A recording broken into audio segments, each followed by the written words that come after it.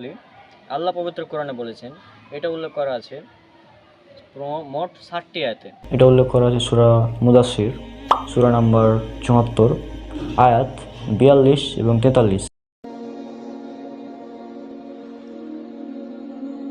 সাল্লাল্লাহু আলাইহি ওয়াসাল্লাম সাল্লাল্লাহু আলাইহি ওয়াসাল্লাম। আল্লাহ আমার রব, এই রবই আমার সব। হয় সূর্যাস্তেরও ৩ থেকে ৫ মিনিট পর। ইন্দোনেশিয়ার সুলাওয়াসি দ্বীপের এক উপজাতি যারা তোরাজান সম্প্রদায়, তাদের সমাজে মৃতদেহ সৎকারের পদ্ধতিটা অনেক ব্যয়বহুল। তারাগুলো আজ যেন নিভে গেছে সব। বলা হয়েছে, যে ব্যক্তি সালাত ছেড়ে দিল বা নামাজ ছেড়ে দিল সে কাফের হয়ে গেল। ইসলামের সৃষ্টিকর্তা সম্পর্কে যেটা বলা হয়েছে সেটা আমরা সবাই জানি। আমাদের পবিত্র কোরআন এটা উল্লেখ করা আছে সূরা ইখলাস সূরা নম্বর ১১২, এর আয়াত সংখ্যা হচ্ছে ৪টি। এই একটি সূরা যদি আমরা যে কোনো মানুষের সামনে বলে দিই তাহলে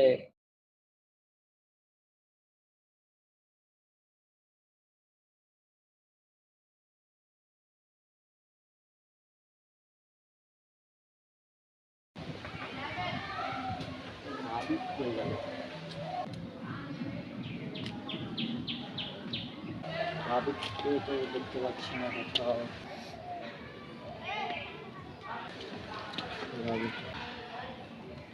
ও রাবি, তুই তো এখানে আছিস, আমি তো খুঁজে বেড়াচ্ছি।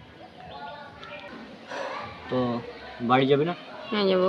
চল বাড়িতে। আচ্ছা থামো, একটা প্রশ্ন ছিল আমার, যে আজকে ইউটিউবে একটা ভিডিও দেখছিলাম, একটা হুজুর বলছিল যে যে আল্লাহ নাকি সব জায়গাতেই আছে। আল্লাহ সব জায়গায় আছে। এখন হুজুর যেটা বলেছে আমি সেটা মানবো, নাকি আল্লাহ যেটা কোরআনে বলেছেন আমরা সেটা মানবো? আল্লাহ যেটা বলেছেন। আল্লাহ যেটা বলেছে সেটা তো মানতে হবে না? হুম। তাহলে আমি এখন তোকে বলি, আল্লাহ পবিত্র কোরআনে বলেছেন, এটা উল্লেখ করা আছে মোট 60টি আয়াতে। কয়টি আয়াতে? 7টি আয়াতে আল্লাহ বলেছেন। কি বলেছেন? প্রথম আমি আয়াতটা বলি মেন, যেটা আছে সূরা নাম্বার 20, সূরা তাহা সূরা নাম্বার 20 আয়াত নাম্বার 5। আর রহমানু আলাল আরশি ইস্তাওয়া, রহমান আরশের উপর সমুন্নত, বা রহমান আরশের উপর উঠেছেন, দুটাই হবে। এছাড়াও আরও একটি আয়াত আছে, আরও মোট 6টি আয়াত আছে, যেটা উল্লেখ করা আছে। একটা আছে সূরা, প্রথমে যেটা আছে সূরা আরাফ সূরা নাম্বার 7 আয়াত নাম্বার 54। এরপর আছে সূরা ইউনূস সূরা নাম্বার 10 আয়াত নাম্বার 3। এরপর আছে সূরা রদ সূরা নাম্বার 13 আয়াত নাম্বার 2। এরপর আছে যেটা বললাম সূরা তাহা সূরা নাম্বার 20 আয়াত নাম্বার 5। তারপর আছে সূরা ফুরকান সূরা নাম্বার 25 আয়াত নাম্বার 59।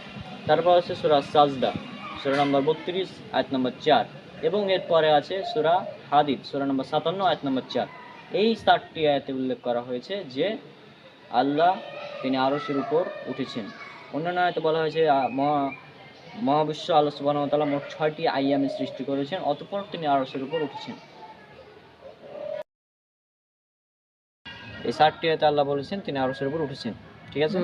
এছাড়াও আর একটি হাদিস আছে, যেটা সহিহ মুসলিমে আছে, হাদিস নাম্বার 537 আন্তর্জাতিক নাম্বার, এবং হাদিস একাডেমি নাম্বার আছে 1086, ইসলামিক ফাউন্ডেশন নাম্বার 1080।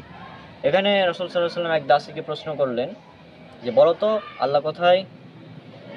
তিনি বললেন যে, মানে সে দাসীটা বলল যে আল্লাহ আকাশে। তারপরে তিনি জিজ্ঞেস করলেন যে আমি কে? তিনি বললেন আপনি আল্লাহর রাসূল। তখন রাসূল সাল্লাল্লাহু আলাইহি ওয়াসাল্লাম সে দাসীকে মুক্ত করে দিলেন এবং বললেন এই দাসী হচ্ছে একজন মুমিনা, মানে মুমিন দাসী। তাহলে প্রমাণ হলো এটা আল্লাহ আরশের উপর, তাই না? তাহলে আশা করছি উত্তরটা পেয়েছিস। আমাদের হুজুরকে দেখলে হবে না, আমাদের দেখতে হবে কি? কোরআন এবং হাদিস। হ্যাঁ, কোরআন এবং হাদিস আমাদের দেখতে হবে। তাহলে আশা করছি কোরআন এবং হাদিস থেকে এটা প্রমাণিত যে আল্লাহ আরশের উপর, সব জায়গায় নয়। উত্তর পেয়েছিস?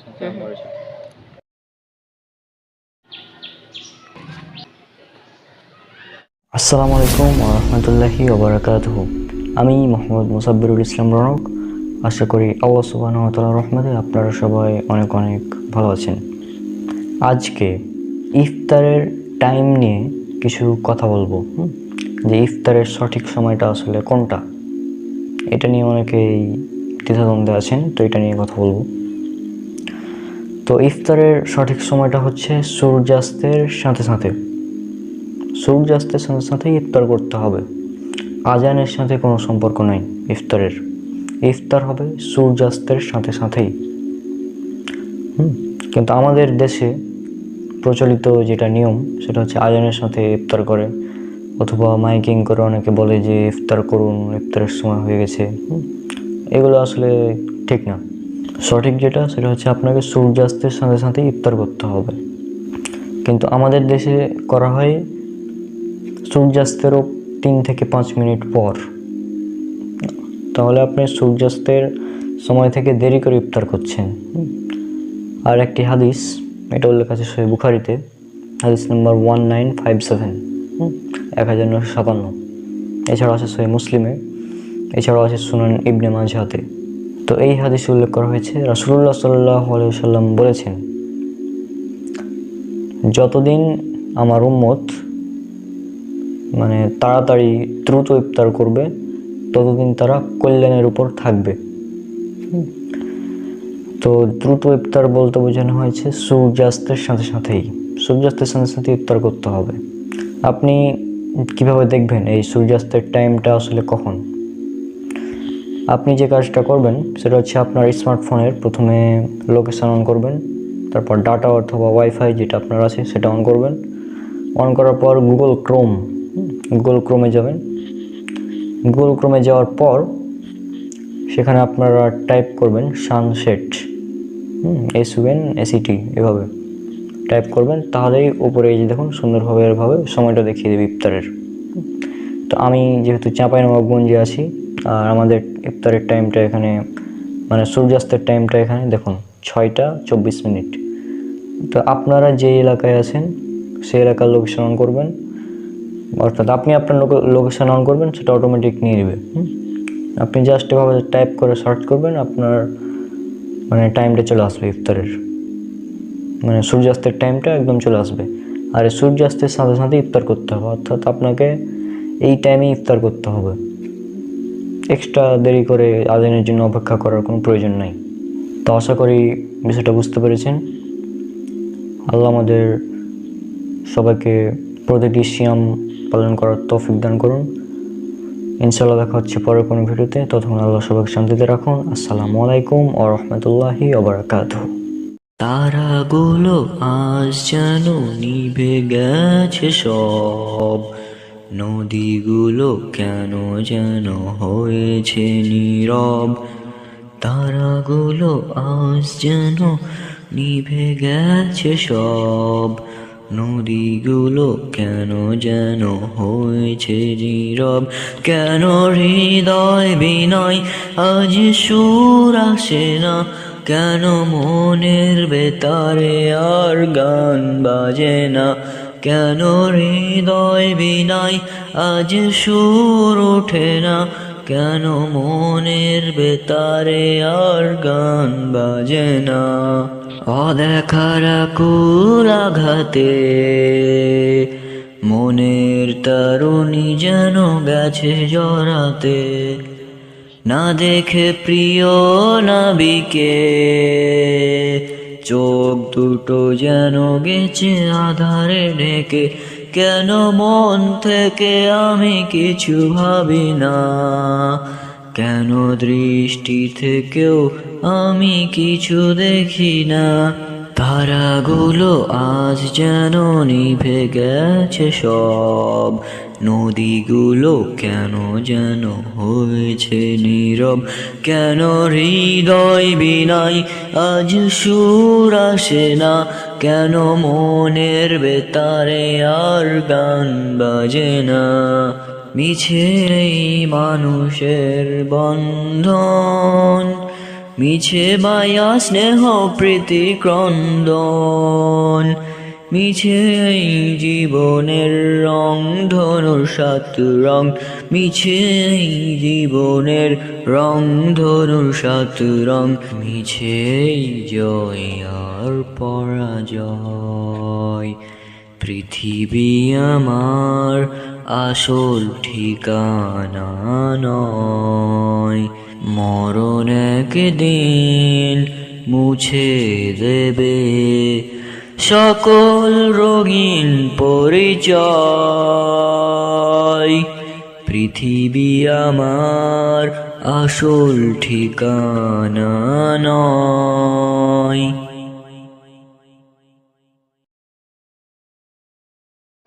আসসালামু আলাইকুম, আমি মোহাম্মদ মুসাব্বিরুল ইসলাম রনক। আশা করি আপনারা সবাই অনেক ভালো আছেন। আর আজকে আমরা আলোচনা করব নামাজ সম্পর্কে। আপনারা সবাই জানেন যে আমাদের মুসলিমদের উপর দিনে রাতে 5 ওয়াক্ত নামাজ ফরজ। 5 ওয়াক্ত নামাজ ফরজ। সেগুলো হচ্ছে ফজর, জোহর, আসর, মাগরিব এবং ইশা। এই 5 ওয়াক্ত নামাজ আমাদের উপর ফরজ। কোনো ব্যক্তি যদি ফরজ পরিত্যাগ করে অর্থাৎ ফরজটা ছেড়ে দেয় তাহলে সে কাফের হয়ে যায়। আর অন্যান্য ফরজ ছাড়ার ব্যাপারে যদি কাফের হওয়ার ব্যাপারে কোনো হাদিস নাই, বলা হয়নি এভাবে স্পষ্টভাবে যে এটা ছেড়ে দিলে কাফের। কিন্তু নামাজের ব্যাপারে বলা হয়েছে যে ব্যক্তি সালাত ছেড়ে দিল বা নামাজ ছেড়ে দিল সে কাফের হয়ে গেল। এ ব্যাপারে অনেকগুলো হাদিস আছে, আপনার স্ক্রিনে হাদিসগুলো দেখতে পাচ্ছেন। যে হাদিসগুলোর ব্যাপারে বলছি, একটা আছে সহিহ মুসলিমের 148, 49, 50। আরও আছে সুনান ইবনে মাজার 1079 এবং 1080। এই হাদিসগুলোতে বলা হচ্ছে যে ব্যক্তি নামাজ ছেড়ে দিল সে কাফের হয়ে গেল। আর নামাজ এবং আরেকটা যেটা বলা হচ্ছে সেটা হচ্ছে যে বান্দা এবং শিরক ও কুফরের মধ্যে পার্থক্য হচ্ছে সালাত ছেড়ে দেওয়া। যে সালাত ছেড়ে দেবে সে কাফের হয়ে যাবে। আচ্ছা, কাফের হওয়ার ব্যাপারটা পরে আসছি, কিন্তু যদি কোরআনের ব্যাপারে দেখেন, পবিত্র কোরআনে কী বলা হচ্ছে, যদি পড়েন সূরা মুদাসসির সূরা নম্বর 74 আয়াত 42 এবং 43, এই আয়াতে বলা হচ্ছে সেদিন ফেরেশতারা অপরাধীদেরকে জিজ্ঞেস করবে যে কী কারণে, কোন জিনিসটার কারণে তোমাদেরকে জাহান্নামে আনা হয়েছে। তখন তারা বলবে আমরা নামাজ পড়তাম না। তাহলে একবার চিন্তা করুন, শুধু নামাজ না পড়ার কারণে জাহান্নামে যেতে হবে, তাই না? তো আপনাদের উচিত কি, আমার কমপক্ষে 5 ওয়াক্ত নামাজটা পড়া উচিত। আর কিছু করেন বা না করেন, আর এই 5 ওয়াক্ত নামাজ এবং ফরজ যেসব কাজ আছে, রোজা, এগুলো করেন, ইনশাল্লাহ অল্প আমলে আপনি নাজাত পেয়ে যাবেন। কিন্তু আপনি যদি বলেন যে অল্প আমলে নাজাত পেয়ে যাব, তাহলে তো নামাজে পড়বো না, তাই না? তাহলে কিন্তু হবে না। আল্লাহ বলছেন সূরা মাউনে যে দুর্ভোগ সেই সব নামাজিদের যারা তাদের নামাজ সম্পর্কে গাফেল, অর্থাৎ নামাজ সম্পর্কে অসতর্ক। নামাজিদেরকে সতর্ক করা হচ্ছে, তাহলে চিন্তা করেন বেনামাজিদের কী অবস্থা হবে। আর আমাদের বাংলাদেশে যদি দেখি যে বাংলাদেশের বেশিরভাগ মানুষই নামাজ পড়ে না, এই শুধু জুম্মার দিন নামাজ পড়ে। কেন? কারণ জুম্মার দিন নামাজ না পড়লে মানুষ কি বলবে। জুম্মার দিন নামাজ যদি পড়তে না যায় তাহলে এভাবে বলবে যে মানুষ কি বলবে, আজকে জুম্মার দিন, আজ নামাজ না পড়লে মানুষ অনেক কিছু বলবে, তো যাই নামাজটা পড়ে আসি। কিন্তু একই ব্যাপার, জুম্মা যেমন ফরজ, ফজর, জোহর, আসর, মাগরিব এসব ফরজ, তাই না? তো আপনি শুধু জুম্মা পড়লেন আর বাকি 34 ওয়াক্ত পড়লেন না এক সপ্তাহে, তাহলে তো হবে না। তো এখনও সময় আছে, যারা নামাজ পড়েন না তারা আশা করি আজ থেকে নামাজ শুরু করবেন। তো ইনশাল্লাহ দেখা হচ্ছে পরে কোনো ভিডিওতে। ততক্ষণ আল্লাহ সবাইকে শান্তিতে রাখুন। আসসালামু আলাইকুম ওয়া রাহমাতুল্লাহি ওয়া বারাকাতুহু। الصبح بدا من طلعته والليل نجا من وفرته আল্লাহু আল্লাহু আল্লাহু আল্লাহ আল্লাহু আল্লাহু আল্লাহু আল্লাহ। আসসালামু আলাইকুম ওয়া রাহমাতুল্লাহি ওয়া বারাকাতুহু। আশা করি আল্লাহ সুবহানাহু ওয়া তাআলার রহমতে আপনারা সবাই অনেক অনেক ভালো আছেন। যারা নামাজ পড়েন না তারা আজকের ভিডিওটি সম্পূর্ণ দেখবেন, আর যারা নামাজ পড়েন তারাও দেখবেন, বেনামাজিদেরকে দাওয়াত দেওয়ার জন্য। তো চলুন ভিডিওটা শুরু করা যাক। আচ্ছা, আপনি নামাজ পড়েন না কেন, এর একটা কারণ কি আপনি দেখাতে পারবেন? দেখাতে পারবেন না। তো প্রথমে বলি, যারা নামাজ পড়েন না সেটার প্রথমে কোরআনের আয়াত দিয়ে শুরু করি। পবিত্র কোরআনে আল্লাহ সুবহানাহু ওয়া তাআলা বলছেন, এটা উল্লেখ করা আছে সূরা মুদাসসির সূরা নাম্বার ৭৪ আয়াত ৪২ এবং ৪৩। এই দুটি আয়াত যদি আপনারা পড়েন তাহলে সেখানে দেখতে পাবেন আল্লাহ সুবহানাহু ওয়া তাআলা বলছেন যে সেদিন অপরাধীকে সেদিন জিজ্ঞাসা করা হবে, কিসে তোমাদেরকে জাহান্নামে প্রবেশ করালো? তারা বলবে, আমরা সালাত আদায়কারীদের অন্তর্ভুক্ত ছিলাম না, অর্থাৎ নামাজ পড়তাম না। নামাজ না পড়ার কারণেই জাহান্নামে প্রবেশ করবে। প্রথম কারণ হচ্ছে নামাজ পড়তাম না, এই জন্য জাহান্নামে প্রবেশ করছে। এরপর আপনারা যদি দেখেন, যদি বলি যে বেনামাজিদের উপর ফতোয়াটা কি, বড় বড় আলেমরা যেটা বলেছেন সেটা হচ্ছে বেনামাজি হচ্ছে কাফের, অর্থাৎ মুসলমান নয়। আপনি তো নিজেকে মুসলমান বলেন, তো নিজেকে যদি মুসলমান বলতে চান তাহলে নামাজ পড়া বাধ্যতামূলক, ফরজ। আচ্ছা ফরজ, নামাজ পড়া কি ফরজ? ফরজ না, নামাজ পড়া হচ্ছে ফরজ। তো কেউ যদি ফরজ ছেড়ে দেয় তাহলে তাকে কি বলবেন আপনি? অবশ্যই অমুসলিম, কাফের, তাই না? তো বেনামাজি যে কাফের এটার দলিল এবার দিচ্ছি, শুনুন। আপনারা যদি পড়েন সহিহ মুসলিমের 148 এবং ইসলামিক ফাউন্ডেশনের 149 এবং ইসলামিক সেন্টার হচ্ছে 154, এই হাদিসটা যদি পড়েন তাহলে সেখানে দেখতে পাবেন জাবের রাদিয়াল্লাহু আনহু থেকে বর্ণিত, তিনি বলছেন, আমি রাসূলুল্লাহ সাল্লাল্লাহু আলাইহি ওয়াসাল্লামকে বলতে শুনেছি, বান্দা শিরক ও কুফরের মধ্যে পার্থক্যকারী হচ্ছে সলাত। এরপর যদি আমরা দেখি সুনানে ইবনে মাজাহর 1079 এবং 1080 নম্বর হাদিস, এই দুটি হাদিস উল্লেখ করা আছে, কাফের এবং মুসলমানের মধ্যে পার্থক্যকারী হচ্ছে সলাত। অতএব যে ব্যক্তি সলাত ছেড়ে দিল সে কুফরি করল, এবং পরের হাদিসে বলা আছে যে ব্যক্তি নামাজ ছেড়ে দিল বা সলাত ছেড়ে দিল সে অবশ্যই শিরক করল। তাহলে শিরক, আপনারা জানেন শিরক হচ্ছে সবচেয়ে বড় অপরাধ। আল্লাহ শিরক সব গুনাহ ক্ষমা করে দেবেন, কিন্তু শিরকের গুনাহ কখনোই ক্ষমা করবেন না। যদি সূরা নিসার 48 এবং 116 নম্বর আয়াত পড়েন তাহলে সেখানে বলা আছে যে আল্লাহ সুবহানাহু ওয়া তাআলা সব গুনাহই মাফ করে দিবেন শিরক ব্যতীত। কেউ যদি শিরক করা অবস্থায় মারা যায় তাহলে সে চিরস্থায়ী জাহান্নাম, সে কখনোই জান্নাতে ঢুকতে পারবে না। তো এই তো গেল নামাজের অবস্থা, মানে যারা নামাজ পড়ে না তাদের অবস্থা। আর কিয়ামতের দিন সর্বপ্রথম যেই ইবাদতের হিসাবটা নেওয়া হবে সেটা হচ্ছে নামাজ, সলাত বা নামাজের হিসাবটাই নেওয়া হবে কিয়ামতের দিন প্রথমে। তো আপনার যদি নামাজ না থাকে তাহলে তো আপনাকে সরাসরি জাহান্নামে ফেলে দেওয়া হবে, তাই না? তো আশা করি আজকের এই ভিডিওটি যারা দেখেছেন তারা, এবং যারা নামাজ পড়েন না তারা আশা করি এখন থেকে নামাজটা শুরু করবেন।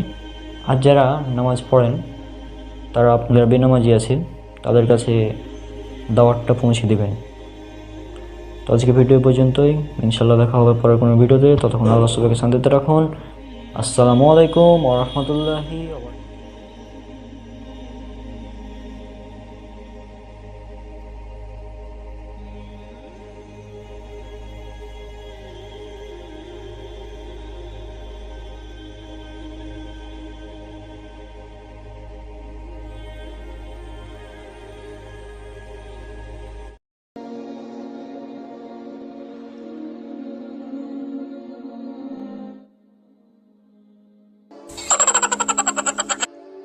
এই প্রাণীটাই যদি পরিবর্তিত হতে হতে হতে এই পর্যন্ত আসে তাহলে এই প্রাণীটা তো আর পৃথিবীতে থাকবে না, থাকবে শুধু এই প্রাণীটা।